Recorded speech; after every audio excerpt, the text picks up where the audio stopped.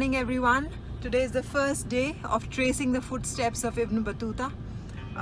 We will be going today to the world famous Qutub Minar, which is not just the Minar, but it's also the compound in which there is the Minar. There is a fabulous iron pillar about which Ibn Battuta also talks at length. So let's go and see what he saw and revisit the places that he loved, liked and wrote about. Let's go.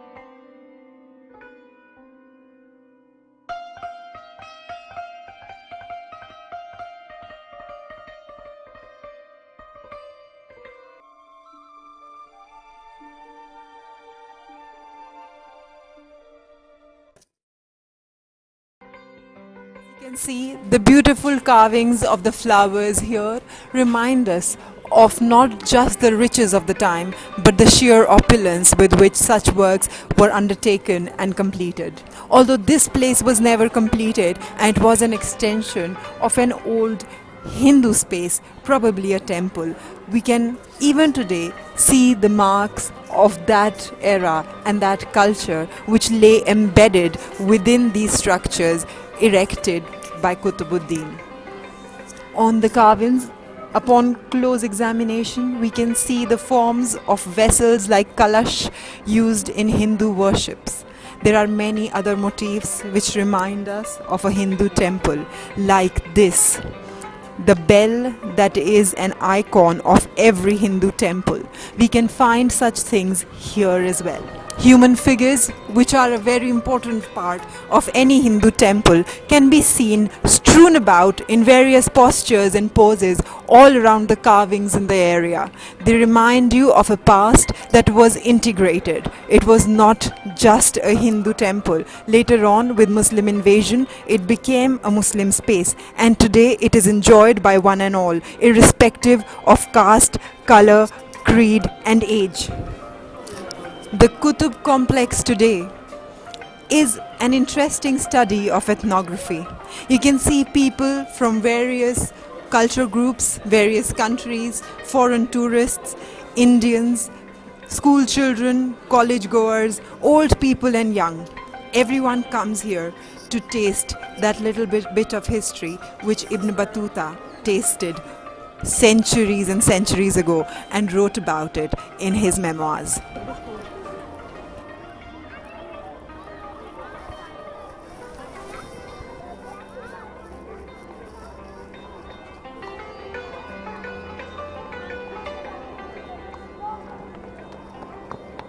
The joy which I experienced today looking at these school children in the Qutub complex probably is not the same which Ibn Battuta felt centuries ago when he came here and he saw a lot of monuments already constructed, the others in construction and many others in ruins. But what he must have seen, he has recounted quite well in his memoirs. What we see today are not just remnants of those monuments. What we see today are pieces of history which create curiosity within us, which make us want to know more, which make us want to know Ibn Battuta a little closer, to read his memoirs and figure out what those times really were.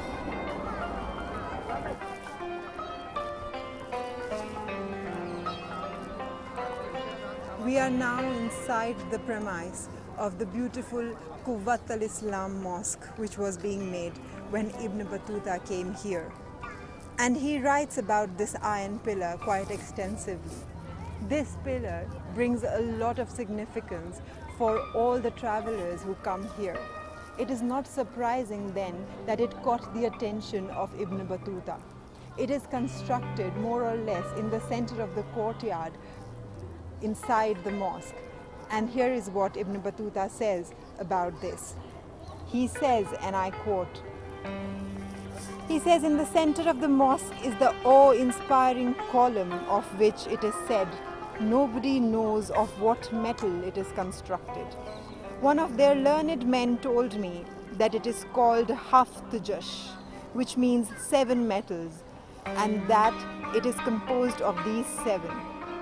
A part of this column, of a finger's length, has been polished, and this polished part is 30 cubits high, and we rolled a turban around it, and the portion which encircled it measured 8 cubits. At the eastern gate of the mosque, there are 2 enormous idols of brass prostrate on the ground and held by stones.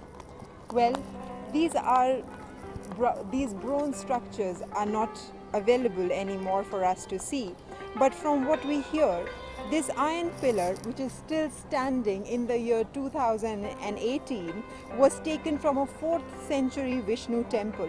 It is 24 feet in height, and Hafte-Gush, which Ibn Battuta mentions, would mean not 7 metals but heptagonal. Not 7, so therefore it's not about the constituent metals of this pillar, rather about its shape. Hafte-Gush of 7 temperaments seems more likely in view of its resistance to rust. This fantastic pillar has withstood the test of time. There is a very famous anecdote which tells the Indians about the significance of this pillar. If you can go around these pillars with your arms behind your back, and if you can make the hands touch each other, that means a lot of good luck is on your way. Incidentally, around a decade ago, they have put an enclosure around the pillar, and it is not allowed anymore to touch the pillar to save it from any kind of damage. But the pillar, even today, stands tall and gets all sorts of visitors from across the world.